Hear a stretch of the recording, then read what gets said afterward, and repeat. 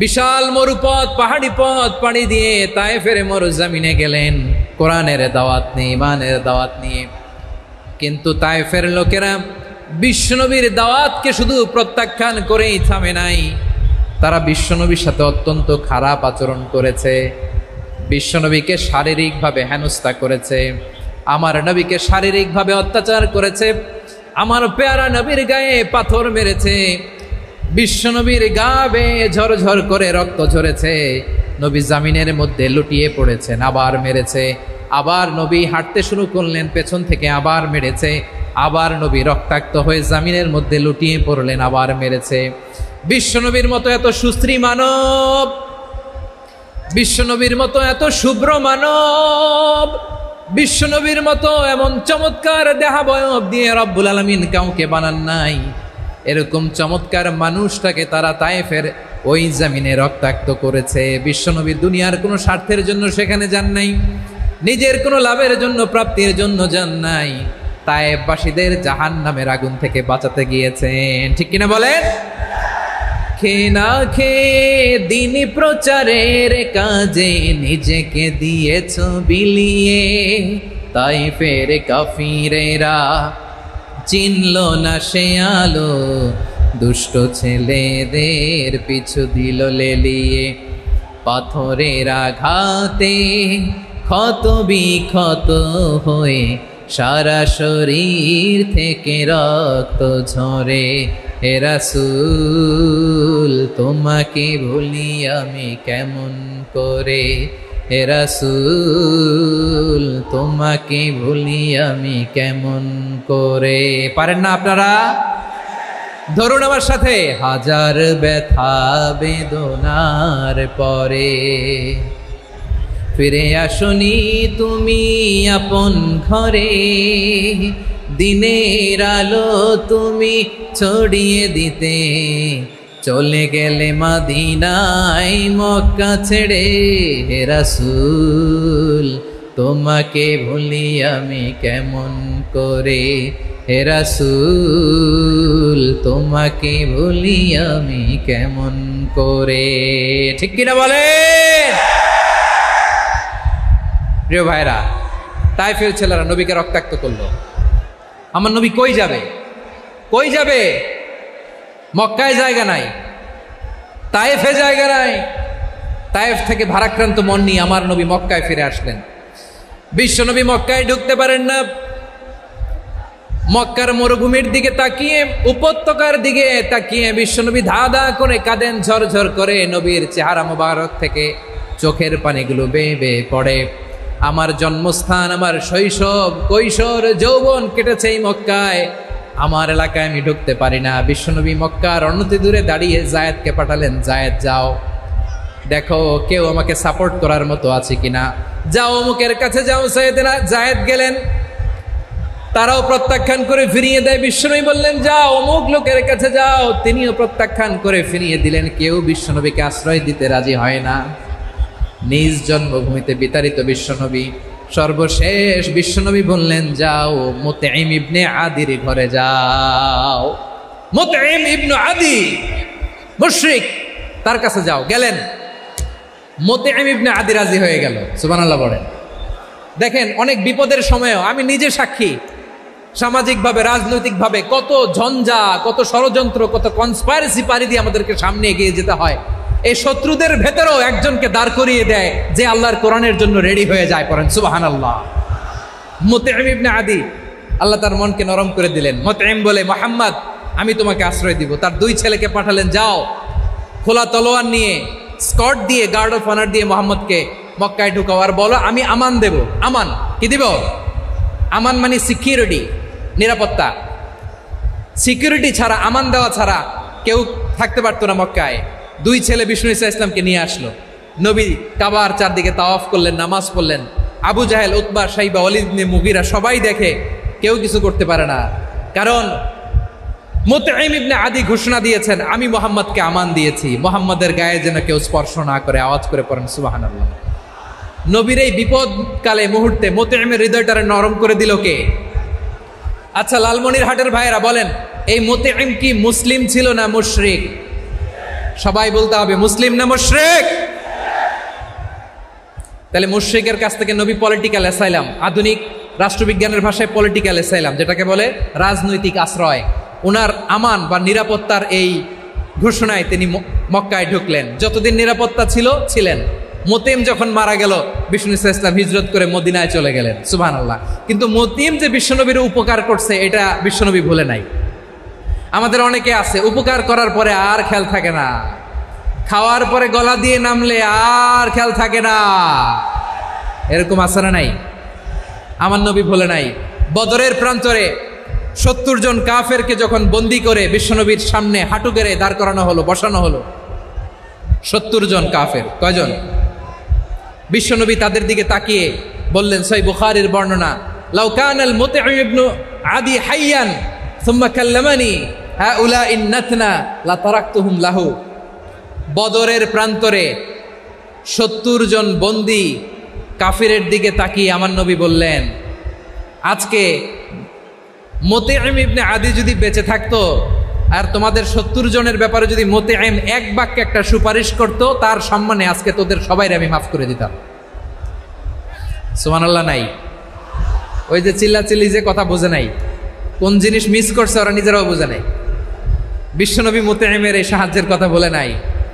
70 জন মুশরিক হাঁটু গেড়ে বসা, নবী চাইলে এখনই এক্সিকিউশন অর্ডার দিতে পারে।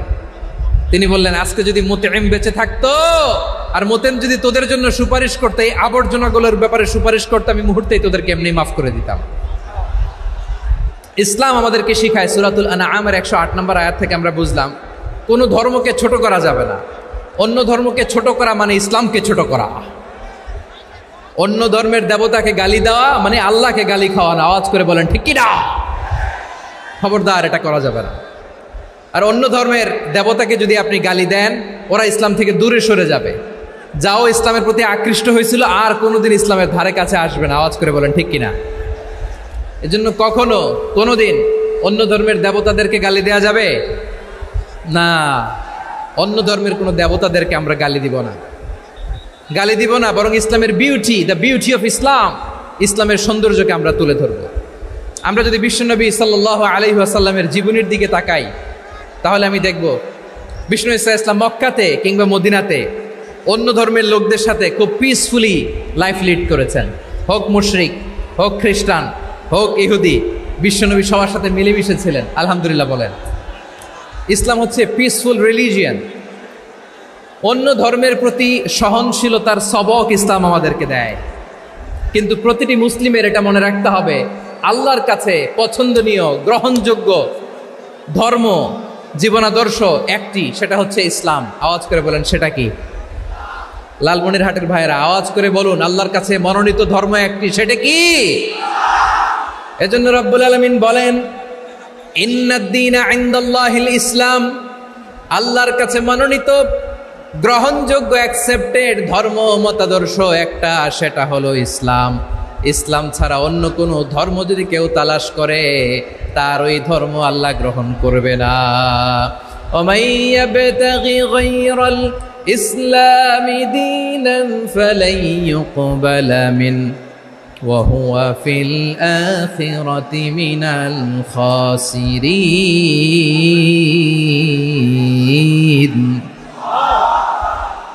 Whoever seek anything except Islam, that won't be accepted from him, and he will be loser in the day of judgment. কিয়ামতের দিন ইসলাম ছাড়া কেউ যদি অন্য কোনো ধর্ম তালাশ করেছে দুনিয়াতে, তার এই মতাদর্শ গ্রহণ করা হবে না। and he will be loser, সে হবে লুজার, ক্ষতিগ্রস্ত। হাই হাই কোম্পানির ম্যানেজার, ওর আমও শেষ, সালাও শেষ। আওয়াজ করে বলেন ঠিক কি না? এজন্য ইসলাম পেয়ে আমরা খুশি না বেজার? প্রত্যেক নামাজ শেষে আমরা আল্লাহরে বলি, আল্লাহ রাদিতু বিল্লাহি রাব্বা ওয়া বিল ইসলামি দীনা ওয়া বি মুহাম্মাদিন নাবিয়ান ওয়া রাসূলা। ও আল্লাহ, তোমারে রব হিসেবে পেয়ে আমরা খুশি। ও আল্লাহ, ইসলামকে ধর্ম হিসেবে পেয়ে আমরা খুশি। বিশ্বনবীকে আমাদের রাসূল পেয়ে আমরা খুশি। ঠিক কিনা বলেন? ইসলাম ছাড়া অন্য কোনো ধর্ম আমরা গ্রহণ করব না। ঠিক কিনা বলেন? আল্লাহর কাছে অ্যাকসেপ্টেড রিলিজিয়ান একটা, সেটা ইসলাম। তো বিশ্বনবী সাল্লাল্লাহু আলাইহি ওয়াসাল্লাম মক্কাতে কিংবা মদিনাতে খুব পিসফুলি এক্সিস্ট করেছেন, যে কোনো ধর্মের সাথে মিলেমিশে চলেছেন। তার প্রমাণ আমরা যদি রাসূল সাল্লাল্লাহু আলাইহি ওয়াসাল্লামের বায়োগ্রাফির দিকে তাকাই তাহলে দেখব তিনি মুশরিকদের সাথে পিস ট্রিটি করেছেন, শান্তি চুক্তি, পিস ট্রিটি, পিস এগ্রিমেন্ট। আপনারা হুদাইবিয়ার সন্ধির নাম শুনেছেন? আমার লালমনিরহাটের কলিজার টুকরা ভাইয়েরা, হুদাইবিয়ার সন্ধির নাম আপনারা শোনেন নাই? 6ষ্ঠ হিজরিতে বিষ্ণু ঈসা ইসলাম মুশরিকদের সাথে এই ট্রিটি করেছেন, চুক্তি। কাদের সাথে? মুশরিকদের সাথে। আমরা তো মুসলমান বসতে পারি না, আমরা দুই মুসলিম ভাই একসাথে বসে চা খেতে পারি না, গল্প করতে পারি না। বিষ্ণু ঈসা ইসলাম মুশরিকদের সাথে ট্রিটি করেছেন, হুদাইবিয়ার সন্ধি। এই সন্ধির আগে মক্কা থেকে কেউ মদিনায় যেতে পারে না, মদিনা থেকে কেউ মক্কায় যেতে পারে না, কিন্তু এই সন্ধির পরে ট্রাফিক স্বাভাবিক হয়ে গেল। মক্কার লোকেরা মদিনায় আসতে পারে, মদিনার লোকেরা মক্কায় আসতে পারে। এটাকে বলে সুলহে Hudaibiya, the peace agreement of Hudaibiya, শান্তি চুক্তি। আমরা পৃথিবীতে এখন অনেক শান্তি চুক্তির নাম শুনি, এগুলো সব the piece treaty of Hudaibiya থেকে কপি করা। আল্লাহু আকবার। তাহলে বিশ্বনবী সাল্লাল্লাহু আলাইহি সাল্লাম তিনি যে শান্তিপূর্ণ সহাবস্থানে বিশ্বাসী ছিলেন, মুসলমানেরা যে অন্য ধর্মের প্রতি সহনশীল, তার প্রমাণ হচ্ছে এই পিস ট্রিটি। বিষ্ণু ঈসা ইসলাম মদিনায় যে কি করলেন?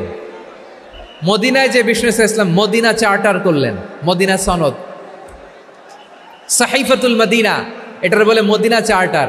যে ওয়েস্টে, ইউরোপে, আমেরিকাতে তারা অনেক চার্টার করে, এই সব চার্টার মদিনা চার্টার থেকে কপি করা। আওয়াজ করে পড়েন সুবহানাল্লাহ। বিষ্ণু ঈসা ইসলাম মদিনায় গেলেন, মদিনাতে মুসলিম, মুশরিক, ইয়াহুদি, এই 3 ধর্মের লোক মিলে সব স্টেক হোল্ডার যারা আছে সবাইকে নিয়ে বিষ্ণু ঈসা ইসলাম মদিনা চার্টার করলেন, মদিনা সনদ। পড়েন সুবহানাল্লাহ। শুধু তাই নয়, মক্কাতে বিশ্বনবী পিস এগ্রিমেন্ট করলেন, শান্তি চুক্তি মুশরিকদের সাথে। মদিনাতে যে বিশ্বনবী মদিনা চার্টার করলেন, মদিনা সনদ করলেন ইহুদিদের সাথে। আবার মদিনাতে বিশ্বনবী ইহুদিদের সাথে পিস ডায়ালগ করলেন, ইন্টারফেথ ডায়ালগ করলেন, আন্তধর্মীয় সংলাপ করলেন, যেই সংলাপের মূল ভিত্তি ছিল তাওহীদ। মূল ভিত্তি ছিল কি? তাওহীদ। বিশ্বনবী ইহুদিদেরকে ডাকলেন, আহ্বান করলেন, কুল ইয়া আহলাল কিতাবি তাআলাউ ইলা কালিমাতিন সাওয়াইন বাইনানা ওয়া বাইনাকুম আল্লা না'বুদা ইল্লাল্লাহ ওয়া লা নুশরিকা বিহি শাইআন ওয়া লা ইয়াত্তাখিযা বা'দুনা বা'দান আরবাবাম মিন দুনিল্লাহ فإن تولوا فقولوا اشهدوا بأننا مسلمون। সুবহানাল্লাহ পড়েন। বিশ্বনবী মদিনার ইহুদিদের ডেকে বললেন, ও ইহুদিরা, শোনো শোনো, আসো এমন একটা আদর্শের প্রশ্নে আমরা একত্রিত হই, যে আদর্শের প্রচার তোমাদের নবীরাও করেছে, আমিও করি, যে আদর্শের কথা তোমাদের পবিত্র ধর্মগ্রন্থগুলোতে আছে, আমার কোরআনেও আছে, সেটা হলো তাওহীদ। আমরা এক আল্লাহ ছাড়া কারো ইবাদত করব না, আল্লাহর সাথে কাউরে শরীক করব না, আল্লাহ ছাড়া কাউরে রব মানব না। পড়েন সুবহানাল্লাহ। তাহলে আমার প্রিয় লালমনিরহাটের ভাইরা, মদিনাতে যে তিনি মদিনা চার্টার করলেন, মদিনা সনদ, পিস ডায়ালগ করলেন, শান্তির সংলাপ,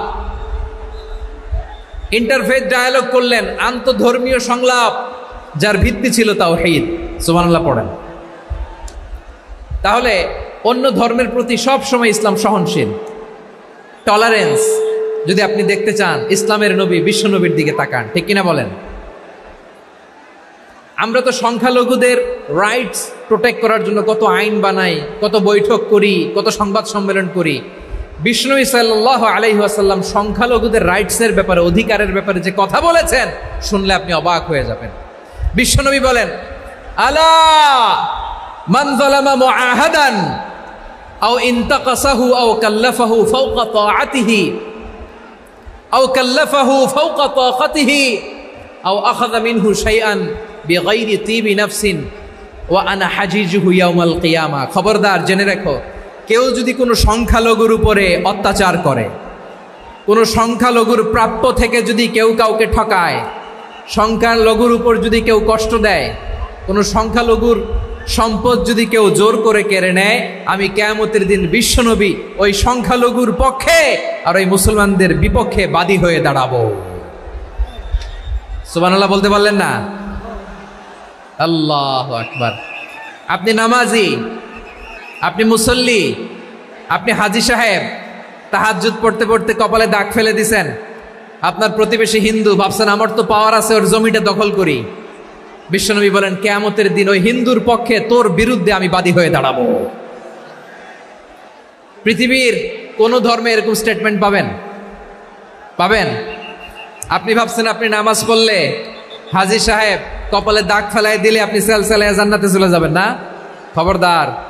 বিশ্বনবী বলেন কোন সংখ্যালঘুর উপর যদি কেউ আক্রমণ করে, তার প্রাপ্য তাকে না দিয়ে যদি তাকে ঠকায়, তার উপর জুলুম করে, তার সম্পদ যদি কেড়ে নেয়, আমি নবী, তুমি মুসলিম হইতে পারো, মুসল্লি হইতে পারো, তার পক্ষে তোমার বিপক্ষে আল্লাহর দরবারে বাদী হয়ে দাঁড়াবো। আচ্ছা লালমনিরহাটের ভাইরা, কথা বুঝতে পারলে আওয়াজ করে উত্তর দেন। বিশ্বনবী যদি কারো বিপক্ষে দাঁড়ায় কিয়ামতের দিন, আই রিপিট, আমি আবারও বলছি, বিশ্বনবী যদি কিয়ামতের দিন কারো বিপক্ষে দাঁড়ায়, ও তো সেলসেলায়া জান্নাতি, তাই না? জান্নাতি না? যে নবীর সুপারিশ ছাড়া জান্নাতের গেটও দেখা যাবে না, ওই নবী যদি বলে তোর বিপক্ষে আমি বাদী হয়ে দাঁড়াবো, ওই জান্নাতে আর ঢোকার কোনো সুযোগ আমাদের থাকবে? এখানেই শেষ না আমার প্রিয় লালমনিরহাটের ভাইয়েরা, এখানেই শেষ নয়। বিশ্বনবী বলেন মান কাতালা মুআহাদান, বুখারীর বর্ণনা, মান কাতালা মুআহাদান লাম ইয়ারাহ রাইহাতাল জান্নাহ। কেউ যদি, কোনো মুসলিম যদি অন্যায়ভাবে কোনো সংখ্যালঘুকে হত্যা করে, কোনো হিন্দুকে হত্যা করে, কোনো বৌদ্ধরে হত্যা করে, অন্যায়ভাবে কোনো মুসলিম যদি কোনো সংখ্যালঘুরে হত্যা করে, জান্নাতে যাওয়া তো দূরের কথা, ওই মুসলিম জান্নাতের ঘ্রাণও পাবে না। সেই বুখারীর বর্ণনা, মান কাতালা মুআহাদান লাম ইয়ারাহ রাইহাতাল জান্নাহ ওয়া ইন্না রিহাহা লা ইউজাদু মিন মাসিরাতি 40 আমা। যে জান্নাতের ঘ্রাণ 40 বছর দূরের রাস্তা থেকেই পাওয়া যায়। সুবহানাল্লাহ পড়েন। প্রিয় ভাইরা, এখান থেকে জান্নাতে পৌঁছতে লাগবে 40 বছর। এত দূর, কত বছর? সবাই বলেন কত বছর? এখান থেকে জান্নাতে পৌঁছতে লাগবে 40 বছর। এত দূরে থাকতেই জান্নাতের ঘ্রাণ আপনার নাকে এসে ধাক্কা মারবে। বিশ্বনবী বলেন যে ব্যক্তি কোনো সংখ্যালঘুকে হত্যা করে, জান্নাতের ঘ্রাণ তো পাবেই, জান্নাতে তো ঢুকতে পারবেই না, জান্নাতের ঘ্রাণও তার নাকে লাগবে না। পড়েন না আউযুবিল্লাহ। তাহলে সংখ্যালঘুদের ব্যাপারে ইসলামে অধিকার দেয়া আছে না নাই?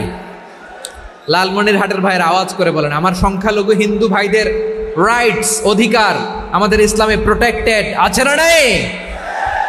এখানেই শেষ না। বিষ্ণু ইসলাম আপনার অমুসলিম প্রতিবেশীর সাথে ভালো আচরণ করতে বলেছে। আমাদের হয় না এটা মুসলিম পাড়া, ওটা বৌদ্ধ পাড়া, হয় না? অনেক সময় হয় না এটা আমাদের মুসলিম পাড়া, ওইটা হিন্দু পাড়া, এরকম আছে না নাই? লালমনিরহাটে নাই না? আছে? হিন্দু যদি আপনার প্রতিবেশী হয় কি করবেন? ওরে কষ্ট দিবেন নাকি? কেন? ও তো হিন্দু, ও তো আমার আল্লাহরে ডাকে না, ওরে কষ্ট দিলে জায়েজ হবে না? খবরদার। বিষ্ণু ইসলাম বলেন মান কানা ইউমিনু বিল্লাহ ওয়াল ইয়াউমিল আখির ফালিউকরিম জারাহ। যে আল্লাহ বিশ্বাস করে আর আখিরাতে বিশ্বাস করে, সেজন্য প্রতিবেশীর সাথে ভালো আচরণ করে। সুবহানাল্লাহ।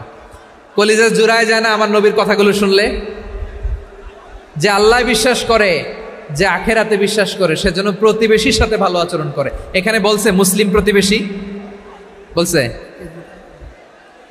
নামাজি প্রতিবেশী, বলছে আল্লাহওয়ালা প্রতিবেশী, বলছে না।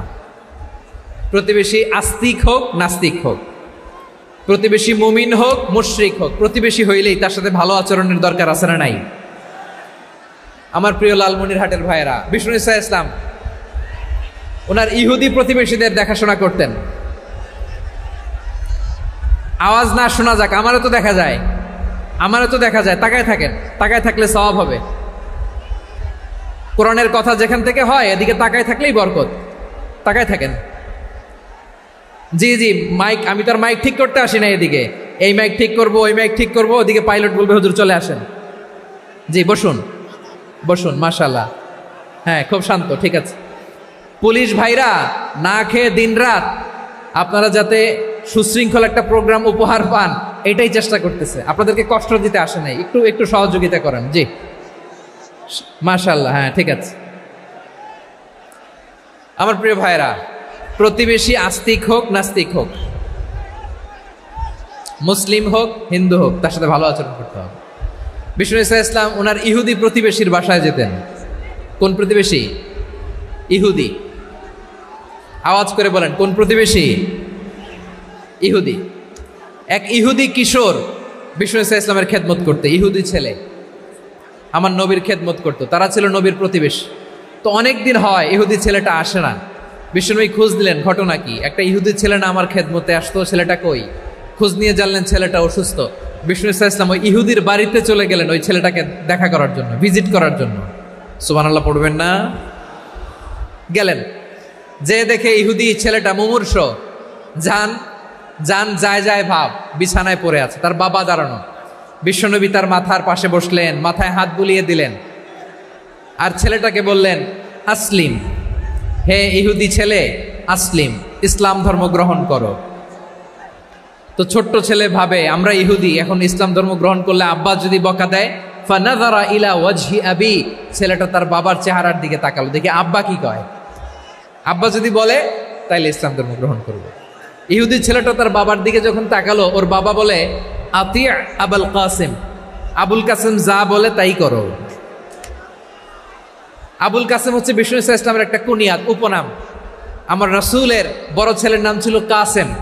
যেমন দেখবেন আমাদের এলাকায় কারো ছেলের বড় ছেলের নাম যদি হয় আব্দুল্লাহ, এরা আব্দুল্লাহর বাপ বলে ডাকে।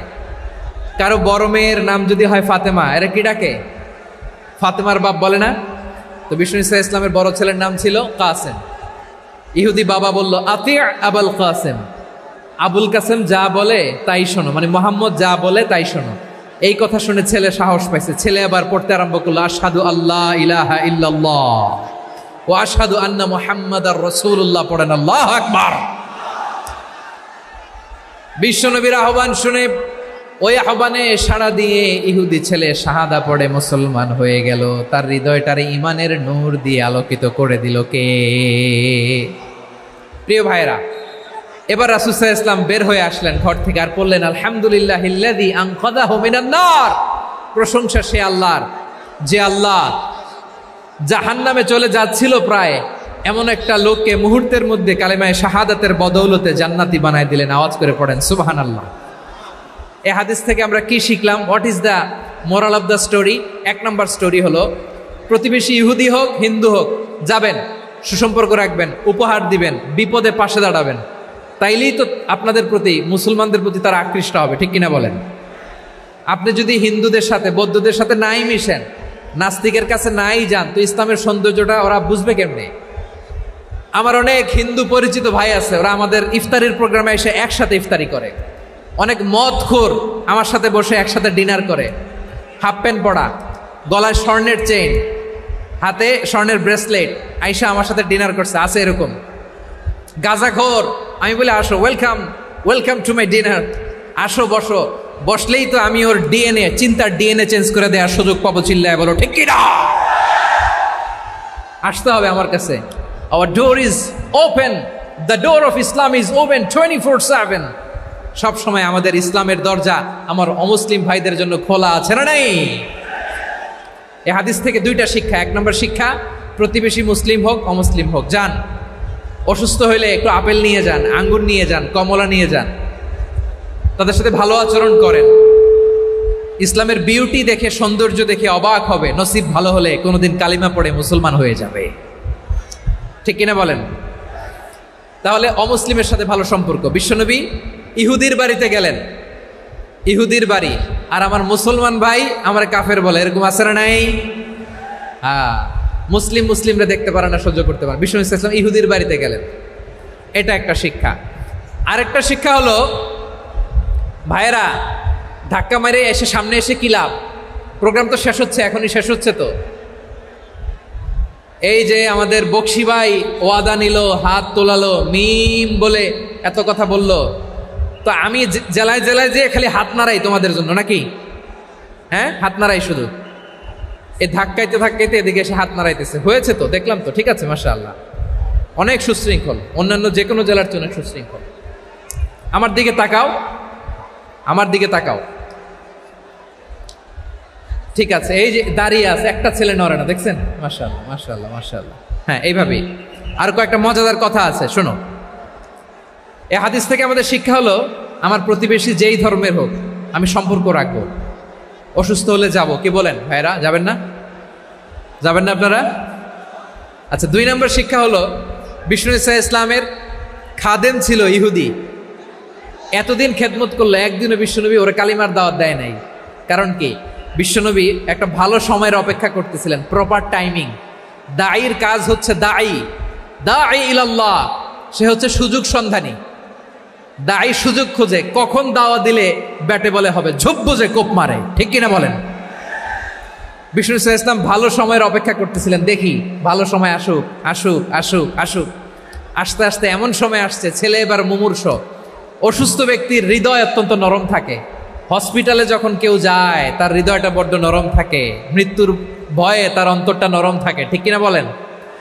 এই প্রপার টাইমিং এর অপেক্ষা করতেছিলেন। যখনই টাইমিং পেয়েছেন, দাওয়াত দিলেন, পড়ো লা ইলাহা ইল্লাল্লাহ, সুবহানাল্লাহ পড়েন সবাই। তাহলে ইসলাম অমুসলিম প্রতিবেশীর সাথে ভালো আচরণ করতে বলে। ইসলাম অমুসলিম মাতা পিতার সাথেও ভালো আচরণ করতে বলে। মাতা পিতা যদি অমুসলিম হয়, তারা ফেলে দিতে পারবেন? পারবেন? আমার লালমনিরহাটের ভাইয়েরা, অনেক হিন্দু ছেলে আমাদের হাতে শাহাদা পড়ে মুসলিম হয়, কিন্তু ওর মা মুসলমান হয় নাই, বাবাও হয় নাই, এরকম আছে না নাই? তো ও হয়েছে মুসলিম, মা বাপ হিন্দু, এখন মা বাপ কি বাদ? হ্যাঁ, মা বাপ বাদ দেয়া যাবে? যেই মা আপনার 9 মাস 8 মাস পেটে ধারণ করলো, আপনার মায়ের নার ছেঁড়া ধন, আপনি ওই মারে বাদ দিতে পারবেন?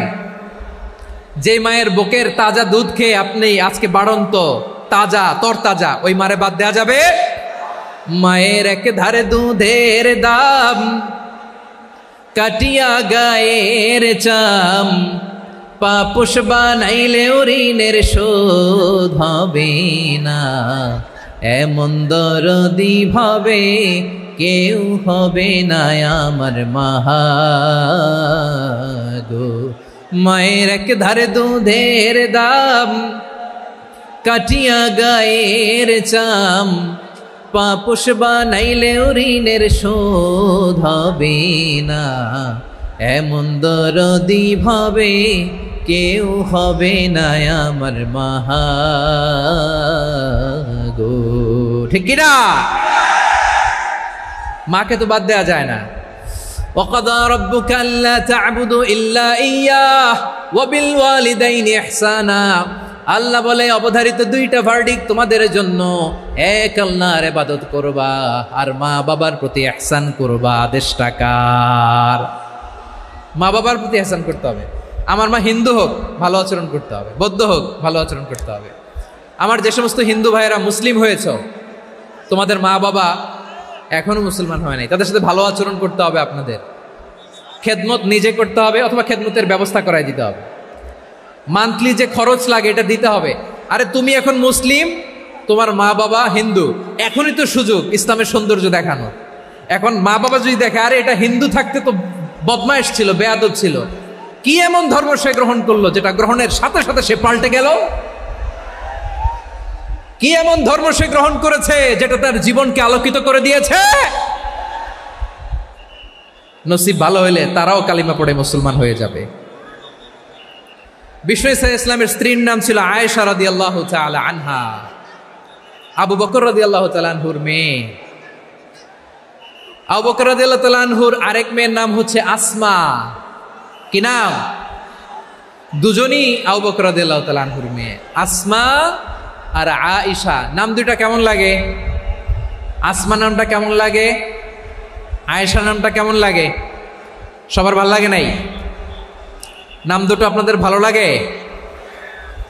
লালমনিরহাটে অনাগত যদি কন্যা সন্তান হয়, যদি মনে চায় আসমা রেখে দিতে পারবেন। যদি মনে চায় আয়েশা রেখে দিয়েন। দেশে বিদেশে এয়ারপোর্টে রাস্তাঘাটে শুধু বলে হুজুর একটা নাম দেন, আমার ছেলের একটা নাম দেন, মেয়ের একটা নাম দেন। তো আমার মনে আছে যশোরের আদ্দিনের মাহফিলে আমি একটা দুইটা নাম দিয়েছিলাম। আজকে লালমনিরহাটের এই প্রোগ্রামে কন্যা সন্তান যদি হয় দুটা নাম দিলাম, আসমা কিংবা আয়েশা। ইনশাআল্লাহ পড়েন। দুজন বোন, এক মায়ের না, বাবা এক মা দুজন। আয়েশা রাদিয়াল্লাহু তাআলা আনহার মায়ের নাম উম্মে রুমান, আর আসমা রাদিয়াল্লাহু তাআলা আনহার মায়ের নাম কুতাইলা বিনতে আব্দুল উজ্জা। আবু বকর রাদিয়াল্লাহু তাআলা আনহু 4টা বিয়ে করেছিলেন। তো একই ঘটনা ঘটেছে এই ফ্যামিলিতে। আসমা ইসলাম ধর্ম গ্রহণ করে মুসলিমা, কিন্তু তার মা কুতাইলা মুশরিকা। আই রিপিট, বোঝার জন্য আমি আবারও বলি, আসমা রাদিয়াল্লাহু তাআলা আনহা মুসলিমা, আর আসমার মা কুতাইলা, আওয়াজ করে বুঝে থাকলে বলেন, আসমার মা মুশরিকা। তার মানে মেয়ে মুসলিম, মা অমুসলিম। ভেজাল আছে না নাই? কিন্তু কুতাইলা আর ধৈর্য ধারণ করতে পারে না।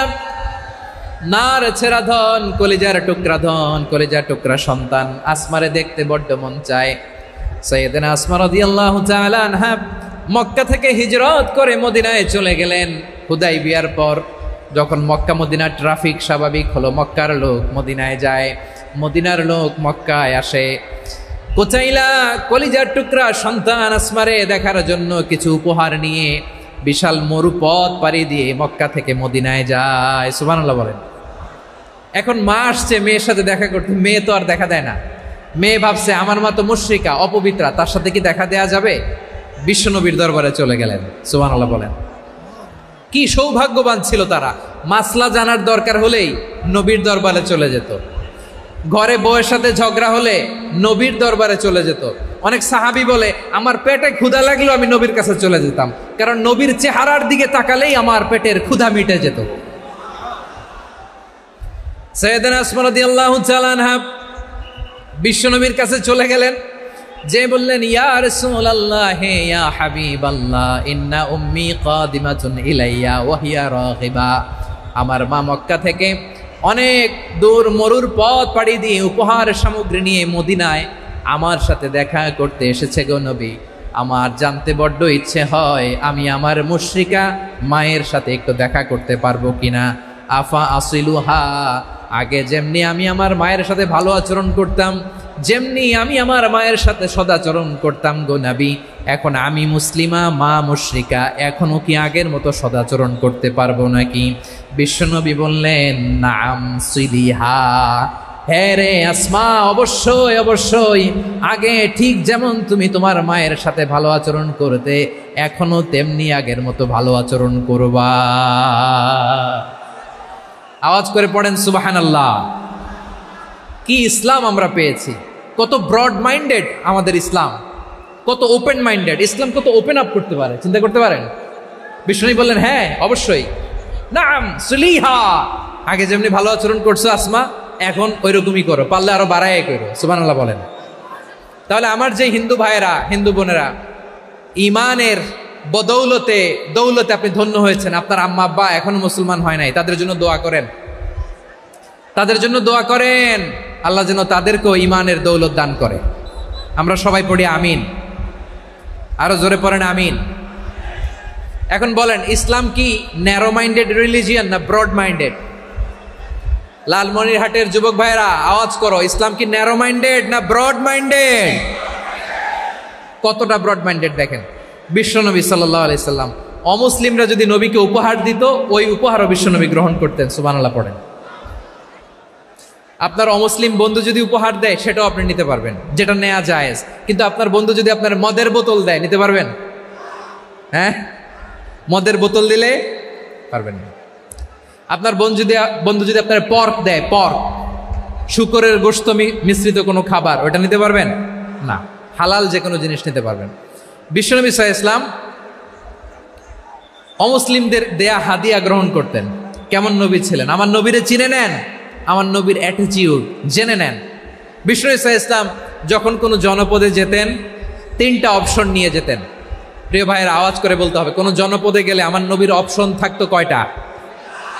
আমার মতো 3 আঙ্গুল উঁচু করে দেখান আর বলুন, আমার নবী কোন জনপদে গেলে কয়টা অপশন নিয়ে যেতেন? 1 নম্বর অপশন আসলিম তাসলাম। নতুন এলাকায় গেলে বলতেন আসলিম তাসলাম, ইসলাম ধর্ম গ্রহণ করো, শান্তিতে থাকবা, আমার ভাই হয়ে যাবো, আমরা ভাই ভাই। ইসলাম মানো, আমরা ভাই ভাই। অপশন নাম্বার কত? 1। যদি বলে না ইসলাম মানবো না, ওকে, অপশন নাম্বার 2, মুসলিম হওয়ার দরকার নাই, লা ইকরাহা ফিদ্দিন, ইসলামে কোনো বাড়াবাড়ি নাই। খ্রিস্টান আছো থাকো, বৌদ্ধ আছো থাকো, ইহুদি থাকতে চাও থাকো, কিন্তু আমরা যেহেতু রিজিওনাল সুপার পাওয়ার, আমাদের আন্ডারে থাকো, ট্যাক্স দিয়া থাকো, এটার বলে জিজিয়া। আলেম যারা আছেন বুঝবেন, এটার আরবিতে কি বলে? জিজিয়া। You pay us the tax, we will give you the security. তোমরা ট্যাক্স দিবা, আমরা সিকিউরিটি দিব। ইসলাম, ইসলাম মানো, শান্তিতে থাকবা, ভাই ভাই, আমরা ভাই ভাই। অপশন নাম্বার 2, ট্যাক্স দাও, আমরা নিরাপত্তা দিব, মুসলিম হওয়া লাগবে না। এখন 1 নাম্বারও মানে না, 2 নাম্বারও মানে না, মুসলিম হবো না, ভালো, খ্রিস্টান থাকো, ট্যাক্স দাও, আমরা সিকিউরিটি দিব না, এইটাও মানি না। বিষ্ণু বলেন তাহলে তলোয়ার আমাদের আর তোমাদের মাঝে ফয়সালা করবে। মুসলিমও হবো না, ট্যাক্স দিবা, নিরাপত্তা দিব, আমরা সুপার পাওয়ার, আমাদের আন্ডারে থাকবে, এটাও না। তাহলে তোমাদেরকে তো আমরা বিশ্বাস করতে পারি না, কখন না কখন বিশ্বাসঘাতকতা করো, কার সাথে মিলে হাত মিলাও, তলোয়ার আমাদের মাঝে ফয়সালা করবে। তখন তিনি জেহাদের সশস্ত্র সংগ্রামের ঘোষণা দিতেন। সুবহানাল্লাহ পড়েন। দেখেন পশ্চিমারা জেহাদকে এইভাবে চিত্রায়িত করে না, ওরা জেহাদ বলতে বুঝায় তলোয়ার, হাত কাটো, গলা কাটো, না, জেহাদ সশস্ত্র সংগ্রাম 3 নম্বরে। অধিকাংশ ক্ষেত্রেই বিশ্বনবীর সুন্দর আচরণ দেখে, আরে আমার নবীর যে নুরানি চেহারা, অনেকে তো কেবল সিরেফ চেহারাটা দেখেই কালিমা পড়ে মুসলমান হয়ে গিয়েছে। যারা মুসলিম হয় নাই তারা তাদের ইসলামেই বলবৎ ছিল, ট্যাক্স দিয়ে ইসলামের আন্ডারে ছিল। যারা এটাও মানে নাই ওইটাও মানে নাই, তাদের বিরুদ্ধে জেহাদ। বিষ্ণু ইসলাম 7ম হিজরিতে যখন খায়বার বিজয়ের পরে ইসলাম রিজিওনাল সুপার পাওয়ার হিসেবে আত্মপ্রকাশ করলো, বিশ্বনবী চিঠি লিখলেন অন্যান্য সুপার পাওয়ারের কাছে, রাষ্ট্রীয় চিঠি লেখে এক রাষ্ট্রপ্রধান আরেক রাষ্ট্রপ্রধানের কাছে, ঠিক কিনা বলেন? জানেন না আপনারা? এই যে 24-এর ছাত্র নাগরিক অভ্যুত্থানে, এই অভ্যুত্থান যখন শুরু হয়, আমি তখন সাউথ আফ্রিকাতে, একটা স্ট্যাটাস দিয়েছিলাম, কোটা নয় গোটা দেশ সংস্কার করা লাগবে। শুধু বাংলাদেশ নয়, সারা বিশ্বের বাংলা ভাষাভাষী লোকেরা এই আন্দোলনের সাথে সমর্থন তারা করেছে, এটাকে সাপোর্ট করেছে, তারা সমর্থন দিয়েছে। আমাদের ইউনাইটেড আরব আমিরাতের বাংলাদেশি ভাইয়েরা তারা সেখানে রাস্তায় নেমে এসেছিল, জানেন? ওইখানে ডেমনস্ট্রেশন করা যায় না, সেখানকার সরকার তাদেরকে যাবজ্জীবন দিয়েছিল। তখন আমাদের এই যে প্রধান উপদেষ্টা ডক্টর মোহাম্মদ ইউনূস সরাসরি G2G বলে, এটারে G2G, government to government, G2G, উনি চিঠি লিখলেন যে তাদেরকে, ইউর হাইনেস, হে সম্মানিত আমির, আপনি আমার এই চিঠির কারণে আমার সম্মানে এই 53 জন বাংলাদেশিকে মাফ করে দেন। এই চিঠির বদৌলতে বেকসুর খালাস পেয়ে গিয়েছিল আমাদের ভাইরা, জানেন না এই ঘটনা আপনারা? তাহলে গভর্নমেন্ট টু গভর্নমেন্ট চিঠি দেওয়া হয়। 7ম হিজরিতে বিষ্ণু ইসলাম সব সুপার পাওয়ারের কাছে চিঠি দিলেন, রোমান সম্রাটের কাছে, পারস্য অধিপতির কাছে, মিশরের অধিপতির কাছে, সবার কাছে চিঠি লিখলেন। চিঠির ভাষা ছিল এরকম, মিন মুহাম্মাদিন রাসূলিল্লাহ ইলা মুকাওকিস আযীমিল কিবত, মুহাম্মদ রাসূলুল্লাহর পক্ষ থেকে মিশরের বাদশার কাছে, আসলিম তাসলাম, ইসলাম মানো, শান্তিতে থাকবা, সালামুন আলা মান ইত্তাবাআল হুদা, শান্তি তার জন্য যে হেদায়েতের অনুসরণ করে। সুবহানাল্লাহ পড়েন। তো এই চিঠি অনেকে ভালোভাবে রিসিভ করেছে, অনেকে এই চিঠি পাওয়ার পরে নবীর কাছে আবার ইন রিটার্ন উপহার পাঠিয়েছে। কি পাঠিয়েছে? উপহার। মিশরের বাদশাহ মুকাওকিস তিনি বিশ্বনবীকে বিশাল এক উপহারের ডালি পাঠিয়েছেন। মিশরের বাদশাহ মুকাওকিস ছিলেন ধর্মে খ্রিস্টান। লালমনিরহাটের ভাইয়েরা আওয়াজ করে বলেন, মিশরের বাদশাহ ধর্মে কি ছিল? খ্রিস্টান। কি উপহার দিয়েছিল আমার নবীকে? শুনতে মনে চায়? আওয়াজ নাই লালমনিরহাটের গলায়, শুনতে মনে চায়? 1000 স্বর্ণ মুদ্রা, 1000 স্বর্ণ মুদ্রা, 2টা খ্রিস্টান দাসী, একজনের নাম মারিয়া বিনতে শামউন আল কিবতিয়া, আরেকজনের নাম সিরিন বিনতে শামউন আল কিবতিয়া। একজন খ্রিস্টান দাস 20 থান কাপড় জামা বানানোর জন্য, আমরা নবী যেন সেলাই করে জামা বানাতে পারে এজন্য 20 থান কাপড়, 20 থান ফাইন গার্মেন্ট, সুবহানাল্লাহ পড়বেন না? এরপরে একটা গাধা যেটার নাম ছিল উফাইর, আর একটা খচ্চর, এটার নাম ছিল দুলদুল। খচ্চর চিনেন? গাধা আর ঘোড়ার ক্রসিং এ যে প্রাণীটা দুনিয়াতে আসে এটার খচ্চর বলে। তো এই যে সুপার পাওয়ার, খ্রিস্টান বাদশার কাছে নবী চিঠি লিখলেন, ওই খ্রিস্টান বাদশা আমার নবীকে উপহার দিল, বিশ্বনবী এই উপহারগুলো সানন্দে গ্রহণ করেছে। সুবহানাল্লাহ পড়বেন না? তাহলে অমুসলিম কেউ যদি আপনাকে উপহার দেয়, হালাল উপহার হলে আপনি গ্রহণ করতে পারবেন। অনুরূপভাবে পারস্যের বাদশাহ, রোম সম্রাট বিশ্বনবীকে উপহার পাঠিয়েছেন, আমার নবী সবগুলো উপহার গিফট গ্রহণ করেছেন। সুবহানাল্লাহ বলেন। তাহলে প্রিয় লালমনিরহাট, আওয়াজ করে বলুন, ইসলাম কি ন্যারো মাইন্ডেড রিলিজিয়ন না ব্রড মাইন্ডেড? আম্মাজান আয়েশার কাছে মাসালা জানতে চায় মেয়েরা, হে আম্মাজান, অগ্নি উপাসকেরা তাদের ঈদের দিন নওরোজের সময় আমাদেরকে পাখি দেয়, নেওয়া যাবে? উনি বললেন, ওরা জবাই করে দিলে নেওয়া যাবে না, কিন্তু ওরা যদি ফলমূল এরকম খাবার দেয় এগুলো নেওয়া যাবে। তার মানে অমুসলিমদের দেয়া উপহার এটা গ্রহণ করা যায়। সুবহানাল্লাহ বলেন। শুধু তাই নয়, বিষ্ণু ঈসা ইসলাম অমুসলিমদের সাথে আর্থিক লেনদেনও করেছেন, ফিনান্সিয়াল ডিলিং করেছেন। অমুসলিমদের সাথে প্রয়োজনে আপনি ফিনান্সিয়াল ডিলিং করতে পারবেন। আমরা প্রায় দেখি বাজারের মিষ্টির দোকানগুলো আমার হিন্দু ভাইদের। লালমনিরহাটে মিষ্টির দোকান, দইয়ের দোকান কারা চালায়? হিন্দুরা চালায় না? তারপরে যে বারবার শপ, চুল কাটে যে নাপিত, অধিকাংশ নাপিতের দোকানে কারা? আমার হিন্দু ভাইরা। তা আপনি চুল কাটতে পারবেন কিনা? পারবেন কিনা বলেন? পারবেন। তার দোকান থেকে দই মিষ্টি কিনতে পারবেন কিনা? হ্যাঁ, আমার মুসলিম ভাইয়ের দোকান থাকলে ওইটারে আমি বেশি প্রায়োরিটি দিব, ঠিক কিনা?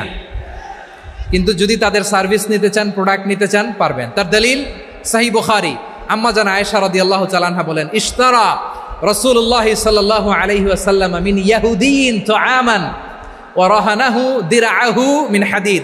রাসূল সাল্লাল্লাহু আলাইহি ওয়াসাল্লাম এক ইহুদির কাছ থেকে, কার কাছ থেকে? সবাই বলে নাই কার কাছ থেকে? আমার নবী, পেয়ারা নবী এক ইহুদির কাছ থেকে জব কিনেছিল। জব, বার্লি, যেটা দিয়ে রুটি বানায়। ওই জবের দাম দেওয়া টাকা পয়সা নবীর কাছে ছিল না, ফলে নবী ওনার একটা পোশাককে মর্গেজ রেখেছিলেন, মর্গেজ, বন্ধক, যে এখন এটার দাম দিতে পারবো না, কয়েক কেজি বার্লি নিয়ে যাই আর বন্ধক হিসেবে আমার জামাটা রেখে গেলাম, যেই দিন দাম দিব ওই দিন জামাটা ছুটাই নিয়ে যাব। সুবহানাল্লাহ পড়বেন না? বাকিতে নিছিলেন, বাকিতে। দিরআহু মিন হাদিদ, লোহার তৈরি বর্ম, মানে যুদ্ধের পোশাক, লোহা দিয়ে বানানো। বিষ্ণুনবী বললেন, কয়েক কেজি জব দাও, টাকাটা পরে দিব, এখন টাকা নাই, বন্ধক হিসেবে, মর্গেজ হিসেবে আমার জামা রেখে গেলাম, যখন টাকা দিব জামা ছুটায় নিব। আওয়াজ করে বলতে হবে সুবহানাল্লাহ। এ থেকে বোঝা গেল অমুসলিমদের সাথে ফিনান্সিয়াল ডিলিং করা যায়, অর্থনৈতিক লেনদেন করা যায়, কেনাবেচা করা যায়, প্রোডাক্ট কেনা যায়। এমনকি আমাদের মসজিদে নববীতে বারান্দায় আপনারা একটা অটোমেটিক ফ্লাইং আমব্রেলা দেখছেন? সূর্য যখন বাড়ে মসজিদে নববীর বারান্দায় ইয়ার্ডের মধ্যে অটোমেটিক্যালি কিছু আমব্রেলা আছে, সাঁ করে খুলে যায়, আর সূর্যের তাপ লাগে না। আবার সন্ধ্যাবেলায় এই আমব্রেলাগুলো ওরা ক্লোজ করে ফেলে, দেখেন নাই না? দেখছেন? এই মসজিদে নববীকে সর্বোচ্চ উন্নত মানের কনস্ট্রাকশন ইনফ্রাস্ট্রাকচারে ডেভেলপ করার জন্য কর্তৃপক্ষ কিছু অমুসলিম ইঞ্জিনিয়ারের, ডিজাইনারের সহায়তা নিয়েছিল। সুবহানাল্লাহ বলেন। কোন দলিলের ভিত্তিতে? এই দলিলের ভিত্তিতে যে বিষ্ণু ঈসা ইসলাম অমুসলিমদের সাথেও লেনদেন করেছেন। আওয়াজ করে বলতে হবে আল্লাহু আকবার। শুধু তাই নয়, ইন কেস অফ ইমার্জেন্সি, প্রয়োজনে ইসলামের খাতিরে, ইসলামকে সামনের দিকে এগিয়ে নিয়ে যাওয়ার জন্য অমুসলিমদের সাপোর্ট নেওয়া জায়েজ আছে। সুবহানাল্লাহ বলেন। অমুসলিমদের সাপোর্ট নেয়া, তাদের থেকে অর্থ নেয়া, পলিটিক্যাল সাপোর্ট, পলিটিক্যাল অ্যাসাইলাম নেওয়া জায়েজ আছে।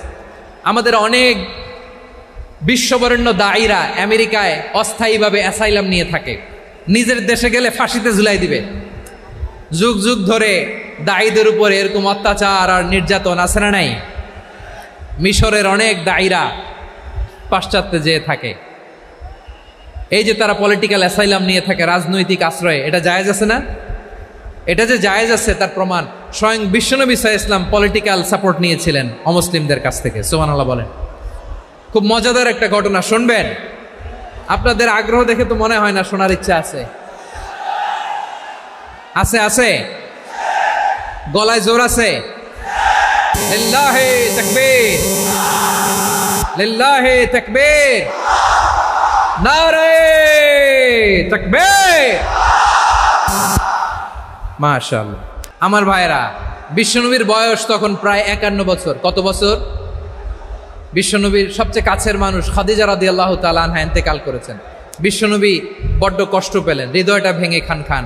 যিনি ঘরের ভেতরে বিশ্বনবীকে সান্ত্বনা দিতেন, ভালোবাসা দিতেন, বাইরে গেলে কুরাইশরা বকাঝকা করে, অত্যাচার করে, কিন্তু আম্মাজান খাদিজা রাদিয়াল্লাহু তাআলা আনহা ঘরটারে এমন শান্তির নীড় বানায় রেখেছেন, এই ঘরের ভিতরে ঢুকলে বিশ্বনবীর কলিজাটা ঠান্ডা হয়ে যেত।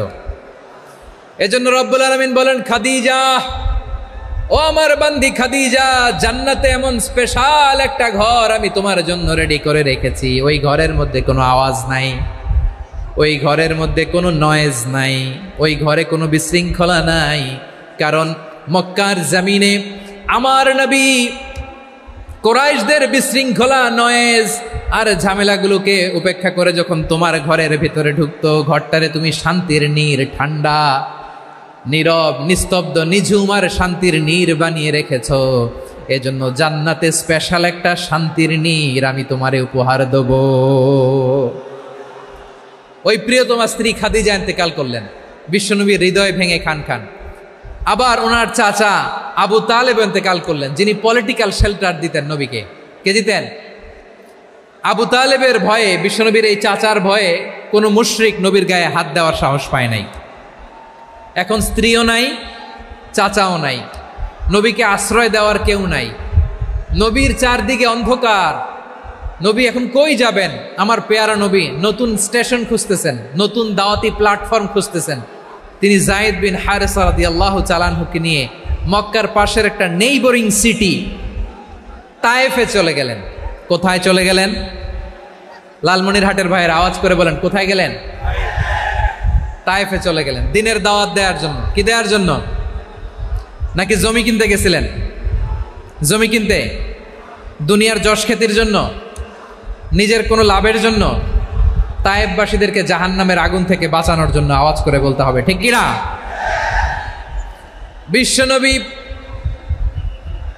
বিশাল মরুপথ, পাহাড়ি পথ পাড়ি দিয়ে তায়েফের মরুজমিনে গেলেন কোরআনের দাওয়াত নিয়ে, ইমানের দাওয়াত নিয়ে। কিন্তু তায়েফের লোকেরা বিশ্বনবীর দাওয়াতকে শুধু প্রত্যাখ্যান করেই থামে নাই, তারা বিশ্বনবীর সাথে অত্যন্ত খারাপ আচরণ করেছে, বিশ্বনবীকে শারীরিকভাবে হেনস্থা করেছে, আমার নবীকে শারীরিকভাবে অত্যাচার করেছে, আমার পেয়ারা নবীর গায়ে পাথর মেরেছে, বিশ্বনবীর গা বেয়ে ঝরঝর করে রক্ত ঝরেছে, নবী জামিনের মধ্যে লুটিয়ে পড়েছেন, আবার মেরেছে, আবার নবী হাঁটতে শুরু করলেন, পেছন থেকে আবার মেরেছে, আবার নবী রক্তাক্ত হয়ে জামিনের মধ্যে লুটিয়ে পড়লেন, আবার মেরেছে। বিশ্বনবীর মতো এত সুস্ত্রী মানব, বিশ্বনবীর মতো এত শুভ্র মানব, বিশ্বনবীর মতো এমন চমৎকার দেহাবয়ব দিয়ে রব্বুল আলামিন কাউকে বানান নাই। এরকম চমৎকার মানুষটাকে তারা তায়েফের ওই জমিনে রক্তাক্ত করেছে। বিশ্বনবী দুনিয়ার কোনো স্বার্থের জন্য সেখানে যান নাই, নিজের কোনো লাভের জন্য, প্রাপ্তির জন্য যান নাই, তায়েফবাসীদের জাহান্নামের আগুন থেকে বাঁচাতে গিয়েছেন। ঠিক কিনা বলেন? খেয়ে না খেয়ে দিন প্রচারের কাজে নিজেকে দিয়েছ বিলিয়ে, তায়েফের কাফিরেরা চিনল না সে আলো, দুষ্ট ছেলেদের পিছু দিল লেলিয়ে, পাথরের আঘাতে ক্ষত বিক্ষত হয়ে সারা শরীর থেকে রক্ত ঝরে। হে রাসূল তোমাকে ভুলি আমি কেমন করে, হে রাসূল তোমাকে ভুলি আমি কেমন করে। পারেন না আপনারা? ধরুন আমার সাথে, হাজার ব্যথা বেদনার পরে ফিরে আসনি তুমি আপন ঘরে, দিনের আলো তুমি ছড়িয়ে দিতে চলে গেলে মদিনায় মক্কা ছেড়ে। হে রাসূল তোমাকে ভুলি আমি কেমন করে, হে রাসূল তোমাকে ভুলি আমি কেমন করে। ঠিক কিনা বলে প্রিয় ভাইরা? তায়েফের ছেলেরা নবীকে রক্তাক্ত করলো। আমার নবী কই যাবে? কই যাবে? মক্কায় জায়গা নাই, তায়েফে জায়গা নাই। তায়েফ থেকে ভারাক্রান্ত মন নিয়ে আমার নবী মক্কায় ফিরে আসলেন। বিশ্ব নবী মক্কায় ঢুকতে পারেন না। মক্কার মরুভূমির দিকে তাকিয়ে, উপত্যকার দিকে তাকিয়ে বিশ্বনবী ধা ধা করে কাঁদেন, ঝরঝর করে। নবীর চেহারা মোবারক থেকে চোখের পানিগুলো বেয়ে বেয়ে পড়ে। আমার জন্মস্থান, আমার শৈশব, কৈশোর, যৌবন কেটেছে এই মক্কায়। আমার এলাকায় আমি ঢুকতে পারি না। বিশ্বনবী মক্কার অনতি দূরে দাঁড়িয়ে জায়েদকে পাঠালেন, জায়েদ যাও দেখো কেউ আমাকে সাপোর্ট করার মতো আছে কিনা, যাও অমুকের কাছে যাও। জায়েদ গেলেন, তারাও প্রত্যাখ্যান করে ফিরিয়ে দেয়। বিশ্বনবী বললেন যাও অমুক লোকের কাছে যাও, তিনিও প্রত্যাখ্যান করে ফিরিয়ে দিলেন। কেউ বিশ্বনবীকে আশ্রয় দিতে রাজি হয় না। নিজ জন্মভূমিতে বিতাড়িত বিশ্বনবী, সর্বশেষ বিশ্বনবী বললেন যাও মুতঈম ইবনে আদির ঘরে যাও। মুতঈম ইবনে আদি মুশরিক, তার কাছে যাও। গেলেন, মুতঈম ইবনে আদি রাজি হয়ে গেল। সুবহানাল্লাহ বলেন। দেখেন অনেক বিপদের সময়ও আমি নিজে সাক্ষী, সামাজিকভাবে রাজনৈতিকভাবে কত ঝঞ্ঝা, কত ষড়যন্ত্র, কত কনস্পাইরেসি পাড়ি দিয়ে আমাদেরকে সামনে এগিয়ে যেতে হয়। এই শত্রুদের ভেতরেও একজনকে দাঁড় করিয়ে দেয় যে আল্লাহর কোরআনের জন্য রেডি হয়ে যায়। পড়েন সুবহানাল্লাহ। মুতঈম ইবনে আদি, আল্লাহ তার মনকে নরম করে দিলেন। মুতঈম বলে মুহাম্মদ আমি তোমাকে আশ্রয় দিব। তার দুই ছেলেকে পাঠালেন, যাও খোলা তলোয়ার নিয়ে, স্কট দিয়ে, গার্ড অফ অনার দিয়ে মোহাম্মদকে মক্কায় ঢুকাও আর বলো আমি আমান দেব। আমান কি দিব? আমান মানে সিকিউরিটি, নিরাপত্তা। সিকিউরিটি ছাড়া, আমান দেওয়া ছাড়া কেউ থাকতে পারতো না মক্কায়। দুই ছেলে বিষ্ণু ইসা ইসলামকে নিয়ে আসলো। নবী কাবার চারদিকে তাওয়াফ করলেন, নামাজ পড়লেন। আবু জাহেল, উতবা, শাইবা, ওয়ালিদ ইবনে মুগীরা সবাই দেখে, কেউ কিছু করতে পারে না। কারণ মুতঈম ইবনে আদি ঘোষণা দিয়েছেন আমি মুহাম্মদকে আমান দিয়েছি, মুহাম্মদের গায়ে যেন কেউ স্পর্শ না করে। আওয়াজ করে পড়েন সুবহানাল্লাহ। নবীর এই বিপদকালে মুহূর্তে মুতঈমের হৃদয়টারে নরম করে দিল কে? আচ্ছা লালমনিরহাটের ভাইয়েরা বলেন, এই মুতঈম কি মুসলিম ছিল না মুশরিক? সবাই বলতে হবে মুসলিম না মুশরিক? তাহলে মুশরিকের কাছ থেকে নবী পলিটিক্যাল অ্যাসাইলাম, আধুনিক রাষ্ট্রবিজ্ঞানের ভাষায় পলিটিক্যাল অ্যাসাইলাম যেটাকে বলে, রাজনৈতিক আশ্রয়, ওনার আমান বা নিরাপত্তার এই ঘোষণায় তিনি মক্কায় ঢুকলেন। যতদিন নিরাপত্তা ছিল ছিলেন। মুতঈম যখন মারা গেল, বিষ্ণু ইসলাম হিজরত করে মদিনায় চলে গেলেন। সুবহানাল্লাহ।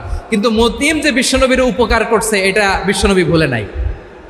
আমাদের অনেকে আছে উপকার করার পরে আর খেয়াল থাকে না, খাওয়ার পরে গলা দিয়ে নামলে আর খেয়াল থাকে না। এরকম আছে না নাই? আমার নবী ভুলে নাই। বদরের প্রান্তরে 70 জন কাফেরকে যখন বন্দী করে বিশ্বনবীর সামনে হাঁটু গেড়ে দাঁড় করানো হলো, বসানো হলো, 70 জন কাফের। কয়জন? বিশ্বনবী তাদের দিকে তাকিয়ে বললেন, সহিহ বুখারীর বর্ণনা, লাউ কানাল মুতঈম ইবনে আদি হাইয়ান সুম্মা কাল্লামানি হাউলাই নাতনা লা তারাকতুহুম লাহু। বদরের প্রান্তরে 70 জন বন্দী কাফিরের দিকে তাকিয়ে আমার নবী বললেন, আজকে মুতঈম ইবনে আদি যদি বেঁচে থাকতো আর তোমাদের 70 জনের ব্যাপারে যদি মুতঈম এক বাক্যে একটা সুপারিশ করত, তার সম্মানে আজকে তোদের সবাইকে আমি মাফ করে দিতাম। সুবহানাল্লাহ নাই? ওই যে চিল্লাচিল্লি যে কথা বোঝে নাই, কোন জিনিস মিস করছে ওরা নিজেরাও বোঝে নাই। বিশ্বনবী মুতঈমের এই সাহায্যের কথা বলে নাই। 70 জন মুশরিক হাঁটু গেড়ে বসা, নবী চাইলে এখনই এক্সিকিউশন অর্ডার দিতে পারে। তিনি বললেন, আজকে যদি মুতঈম বেঁচে থাকতো আর মুতঈম যদি তোদের জন্য সুপারিশ করতে, এই আবর্জনাগুলোর ব্যাপারে সুপারিশ করতে, আমি মুহূর্তেই তোদেরকে এমনি মাফ করে দিতাম। এবার বলেন, ইসলাম কি ন্যারো মাইন্ডেড না ব্রড মাইন্ডেড? শুধু তাই নয়, যাকে যে সম্মান দেয়ার আমার নবী দিতেন, হোক আস্তিক হোক নাস্তিক, হোক মুসলিম হোক অমুসলিম। বিষ্ণু ইসা ইসলাম যখন রোমান সম্রাটের কাছে চিঠি লিখেছেন, আমার প্রিয় লালমনিরহাটের ভাইরা, অল্প কয়েক মিনিট কয়েকটা জরুরি কথা বলবো, এদিকে তাকান, এদিকে তাকান। রোমান সম্রাটের কাছে বিশ্বনবী যখন চিঠি লিখলেন মিন মুহাম্মদ রাসূলিল্লাহ ইলা হিরাকলা আযীমির রোম, মুহাম্মদের পক্ষ থেকে হিরাক্লিয়াসের কাছে, যিনি হচ্ছেন আযীমির রোম। এটা নবী নিজ থেকে বানায় লিখছেন অতিরিক্ত সম্মান দিয়ে। কোন রাষ্ট্রপ্রধান যখন আসে তাদেরকে আমরা কি বলি জানেন? তার নামের শেষে HE এটা লিখতে হয়, H.E. মানে হিজ এক্সেলেন্সি। কি লেখে? হিজ এক্সেলেন্টি, অথবা ইউর হাইনেস, ইউর ম্যাজেস্টি। দেখেন, বিশ্বনবী সাল্লাল্লাহু আলাইহি ওয়াসাল্লাম সব নবীদেরও নবী, তিনি একজন মুশরিক খ্রিস্টান সম্রাট রোমান সম্রাটের কাছে চিঠি লিখতে যেয়ে লিখতেছে, ইলা হিরাকলা আযীমির রোম, হিরাক্লিয়াসের কাছে আমার চিঠি, যিনি রোমের আযীম, হিজ হাইনেস, মানে রোমের অনেক সম্মানিত এক বাহাদুর। আওয়াজ করে বলেন সুবহানাল্লাহ। তার মানে যাকে যে সম্মান দেয়ার এটা বিশ্বনবী দিতেন। এমনকি যেই ইহুদিরা ভালো ছিল, এই ইহুদিদেরও প্রশংসা করেছেন বিশ্বনবী মুহাম্মদুর রাসূলুল্লাহ সাল্লাল্লাহু আলাইহি ওয়াসাল্লাম। এক ইহুদির প্রশংসা করেছেন বিশ্বনবী। ইহুদির কার? আমি তো আমার ভাইয়ের প্রশংসা করি না, আমি তো এক আলেম আরেক আলেমরে স্পেস দেই না, আমি তো এক দায়ী আরেক দায়ীর সাথে বসতে চাই না। আমার নবী ইহুদির প্রশংসা করে। কার প্রশংসা? ওই ইহুদির নাম ছিল মুখাইরিক। সিরাত গ্রন্থ ঘাটলে পাবেন। তিনি বলেছেন, মুখাইরিক খাইরু ইয়াহুদ, Mukhayriq is the best of the Jews. জুইশদের মধ্যে সে সবচেয়ে ভালো। কেন প্রশংসা করলেন তার? এর কারণ মদিনা চার্টারে কথা ছিল সব ধর্মের মুসলিম, মুশরিক, ইহুদিরা মিলে মদিনাকে রক্ষা করবে। কিন্তু তৃতীয় হিজরিতে যখন উহুদের যুদ্ধ শুরু হলো, সবার কথা ছিল যেই আক্রমণ করে আমরা মদিনাকে বাঁচাবো। কোন শহরকে বাঁচাবো? মদিনাকে। কিন্তু কুরাইশরা যখন অ্যাটাক করলো, ইহুদিরা আর আসে না, ইহুদিরা আর বেরোয় না। বিষ্ণু বললেন, ওহে ইহুদিরা, তোমরা না চুক্তি করলে আমার সাথে যে মদিনা বাঁচাতে সবাই ঝাঁপিয়ে পড়বো, আসো। একটা ইহুদিও বেরোয় না, কেউ আসে না সেদিন, একজন ছাড়া। তার নাম মুখাইরেক। তার নাম কি? মুখাইরেক বাহাদুরের মতো ঘোড়সাওয়ার হয়ে বেরিয়ে গেলেন এবং বললেন, গোটা ইহুদি সাম্রাজ্যের একজনও যদি না আসে, আমি মুখাইরেককে কেউ ঘরে আটকে রাখতে পারবে না। বেরিয়ে আসলেন, এসে বললেন, আমি মুহাম্মদের পক্ষে যুদ্ধ করব। আমি মারা গেলে আমার সম্পদ আমার উত্তরাধিকারীরা পাবে না, আমার সম্পদ তোমরা মুহাম্মদকে দিয়ে দিবা। সুবহানাল্লাহ বলেন। উহুদের ময়দানে 70 জন মুসলমান শহীদ হলো। এই ইহুদি, সেও মুসলমানের পক্ষে যুদ্ধ করে নিহত হলো। সুবহানাল্লাহ বলেন। মুসলিমদের লাশ যখন নিয়ে আসা হলো, এই মুখাইরিকের লাশও নিয়ে আসা হলো। মুসলিমদের লাশের পাশে মুখাইরিকের লাশ দেখে বিশ্বনবী মুখাইরিকের প্রতি অনেক খুশি হলেন। আর বিশ্বনবী খুশি হয়ে বললেন, মুখাইরিক খায়রু ইয়াহুদ, মুখাইরিক যদিও তুমি ইহুদি, তারপরে তুমি সব ইহুদিদের মধ্যে সেরা ইহুদি। পড়েন সুবহানাল্লাহ। আমার নবী ইহুদিকেও সম্মান দিতে কার্পণ্য করে নাই। আওয়াজ করে বলেন আল্লাহু আকবার। প্রিয় ভাইরা, এবার সর্বশেষ আওয়াজ করে বলেন, ইসলাম কি ন্যারো মাইন্ডেড নাকি ব্রড মাইন্ডেড? সবাই বলেন, ন্যারো মাইন্ডেড না ব্রড মাইন্ডেড? এজন্য অমুসলিম হইলেই তারা আমাদের শত্রু নয়। শত্রু কারা? এই লালমনিরহাটের ভাইরা শোনেন, শত্রু কারা? যে সমস্ত অমুসলিম আমাদেরকে নিশ্চিহ্ন করে দিতে চায়, যে সমস্ত অমুসলিম আমাদের ভূখণ্ড থেকে আমাদেরকে তাড়িয়ে দিতে চায়, যে সমস্ত অমুসলিম আমার ধর্ম নিয়ে তুচ্ছতাচ্ছিল্য করে চিল্লায় বলেন ঠিক কিনা, তারা আমাদের শত্রু। সাধারণ অমুসলিমরা আমার শত্রু নয়। এই যে হিন্দুরা থাকে, এরা আমার ভাই, বৌদ্ধরা আমার ভাই, খ্রিস্টানরা আমার ভাই, ইহুদিরা আমার ভাই। তারা দিনই ভাই নয়, তারা মায়ের পেটের ভাই নয়, তারা মানবিক দিক থেকে ভাই। ও মানুষ, আমিও মানুষ। ইসলাম মানুষকে সম্মান করে, চিল্লায় বলো ঠিক কিনা। যারা আমাদের অস্তিত্বকে নিশ্চিহ্ন করতে চায়, যারা আমাদের ভূখণ্ডকে দখল করতে চায়, যারা আমাদেরকে নিয়ে মকারি করে, ফান করে, টিটকারি করে, আমার ধর্ম নিয়ে খেলা করে, তাচ্ছিল্য করে, ওদের বিরুদ্ধে আমাদের জিহাদ। সাধারণ মুসলিম আমাদের শত্রু নয়। আপনি জানেন নিউ ইয়র্কে, আমি তো নিউ ইয়র্কে ছিলাম অনেকদিন, ওখানে ফিলিস্তিনিদের পক্ষে যখন আমরা মিছিল করেছি অনেক ইহুদি আমাদের সাথে মিছিলে দাঁড়িয়েছে, কারণ ওরাও জানে এই ভূখণ্ড ফিলিস্তিনিদের ভূখণ্ড। আওয়াজ করে বলো লালমনিরহাট ঠিক কিনা।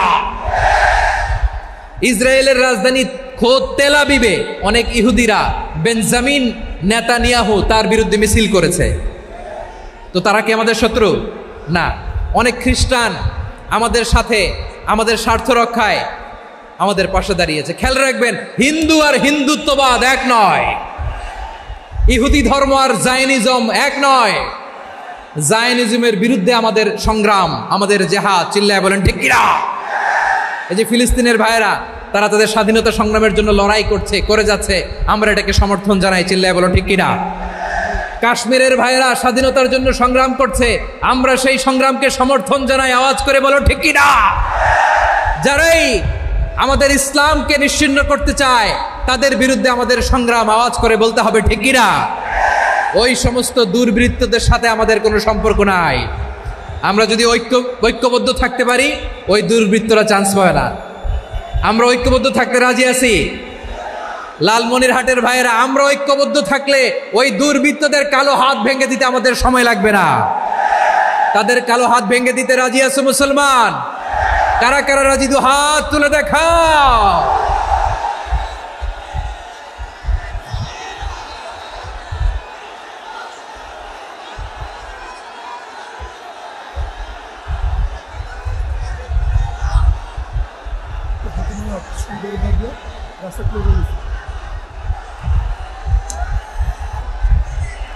আমার প্রাণ প্রিয় লালমনিরহাটের ভাইয়েরা, শত্রু কাফের আর অশত্রু কাফেরের মধ্যে পার্থক্য আছে না নাই? আবু তালেবও মুশরিক, আবু জাহেলও মুশরিক, কিন্তু দুই মুশরিকে পার্থক্য আছে না নাই? আবু তালেব নবীর চাচা, মুশরিক, মারা গিয়েছে মুশরিক অবস্থায়, কিন্তু আজীবন আমার নবীকে আগলে রেখেছে, আমার নবীকে সাপোর্ট করেছে, ভালোবেসেছে। আবু জাহেলও মুশরিক, মারা গিয়েছেও মুশরিক হিসেবে, আজীবন আমার নবীর বিরুদ্ধাচারণ করেছে। আবু জাহেলের শক্তি, সামর্থ্য, স্ট্র্যাটেজি, প্ল্যান সব আমার নবীর বিরুদ্ধে ছিল। এই আবু জাহেলের কারণে একটা দিন শান্তিতে আমার নবী মক্কায় ঘুমাতে পারে নাই, চিল্লায় বলেন ঠিক কিনা। এজন্য রব্বুল আলামিন বলেন, লা ইয়ানহাকুমুল্লাহু আনিল্লাযীনা লাম ইউকাতিলুকুম ফিদ-দীনি ওয়া লাম ইখরিজুকুম মিন দিয়ারিকুম আন তাবাররুহুম ওয়া তুকসিতু ইলাইহিম ইন্নাল্লাহা ইউহিব্বুল মুকসিতিন। আল্লাহ বলে, গোলামেরা শোনো শোনো, যে সমস্ত অমুসলিম তোমাদের সাথে ধর্মযুদ্ধে লিপ্ত হয় না, তোমাদের বিরুদ্ধে যে সমস্ত অমুসলিম অস্ত্র ধরে না, যে সমস্ত অমুসলিম তোমাদেরকে তোমাদের জন্মস্থান থেকে, ভূখণ্ড থেকে তাড়িয়ে দেয় না, তাদের সাথে ভালো আচরণ করতে আমি আল্লাহ নিষেধ করি নাই। তাদের সাথে সদাচরণে কোনো নিষেধাজ্ঞা নাই, বরং তাদের সাথে সদাচরণ করো, এটাই আমি আল্লাহ চাই। তাহলে আমার যে অমুসলিমরা আমাদের সাথে শত্রুতা করে না, তুচ্ছতাচ্ছিল্য করে না, আমাদের ভূমি থেকে আমাদেরকে উচ্ছেদ করতে চায় না, আমাদের বিরুদ্ধে অস্ত্র ধরে না, ওই অমুসলিম ভাইদের সাথে আমাদের কোনো দ্বন্দ্ব আছে? কোনো বিরোধ আছে? বরং আছে ভালোবাসা। বরং আছে কি? এই ভালোবাসা দিয়ে আমরা বিশ্ব জয় করবো। রাজি আছো মুসলমান? আমাদের পুঁজি ভালোবাসা। আমাদের পুঁজি কি?